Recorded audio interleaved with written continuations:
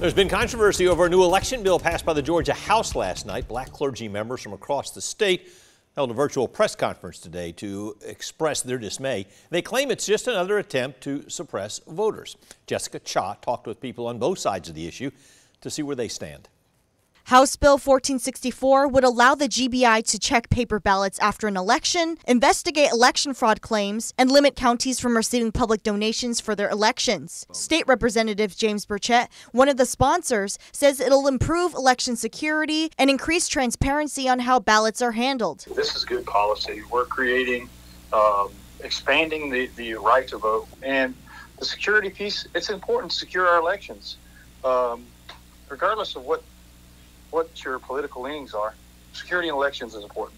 The bill's passing has led to protests over election enforcement, but Burchett disagrees. It's entirely disingenuous to say this is just not needed or not wanted or is going to make things too hard. And so I empathize with their position and I'm open to a conversation. However, opponents say that officials like Burchett aren't seeing the bigger picture. Paul Little, pastor at Bib Mount Zion Baptist Church, is among the black clergy members who are protesting this bill. He says he's taking a stand for his community's rights. Pastor Little says this is a new spin on historical methods of voter intimidation and suppression. It basically is a threat to our democratic process, right? When we talk about voting, that's one of the fundamental things that we have, especially for those of us who are minorities and people of color. Now we're seeing some of those things happening to present more hurdles to prevent people from voting in local and even statewide elections. Little says the goal of the virtual protest against the bill is to show people that the fight for their rights isn't over. Here are the implications of those bills,